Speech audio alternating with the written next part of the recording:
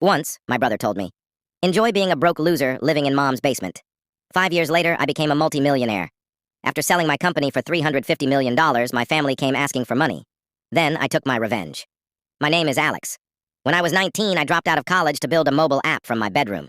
My family treated it like a crime. My older brother Derek was a banker. At every family gathering, he'd start flashing his Rolex and mocking me. Still playing with your little computer game, Alex? I manage bigger portfolio than your whole career, he'd sneer. My sister Chloe, an aspiring influencer, complained that my nerd vibes ruined her aesthetic. Even my dad joked, I have a banker, an influencer, and a boy in a basement. I think I need a DNA test. Everyone laughed. The final straw came when they staged an intervention. Derek's last words to me that night were, you'll always be a broke loser. I packed a bag, moved into a friend's spare room, and cut them off. For the next 3 years, I lived on ramen and gas station coffee, working 20-hour days to build my app, SyncUp. When I launched it, it had 0 users. I thought it was a flop, until one major tech journalist called it the most innovative productivity tool of the year. Suddenly, everything changed.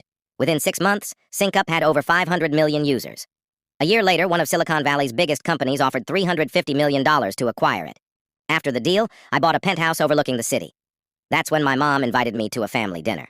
When I arrived in my Lamborghini, everyone just stared at the car. No one said welcome. I sat down, and Mom said, we need to discuss how your success can benefit the family. Derek replied instantly, I lost my job. I need some money, Chloe added. I need funding for my new merch line. No congratulations, no apologies, just hands out. I didn't reply. I simply left the house without saying a word. As I walked away, I heard someone shout, you're so selfish. I didn't answer. A few minutes later, my phone kept buzzing. In 1 hour, I had 67 messages and 41 missed calls. I blocked them all. I thought that was the end. 2 days later, my assistant said, Mr. Alex, your family's downstairs. I told him to send them up. When the elevator doors opened, they walked in smiling like nothing had happened. Sweetheart, we're so proud of you, Mom said. Derek followed. Rough few years, man. Maybe we could start a family business? Dad added proudly. I always knew you'd make it. Chloe twirled her hair.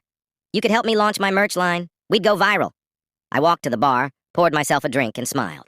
You know, I said, Derek once called me a broke loser who'd live in Mom's basement forever. The room went silent. Dad finally said, that was the past. You should forget about it. Mom added, family helps family. It's time to move on. I looked at them and said, where was my family when I moved out of the house? Nobody ever called or texted me. The room went dead silent again. Then Dad, looking angry, said, that was the past. You need to forget about that. I stared at them for a long moment. You're right, I said calmly, and pressed the intercom. Security, please escort my guests out. As they protested, I turned back to my desk, opened my laptop, and began working on my next project. That's how I learned. Success doesn't change people. It just shows you who they really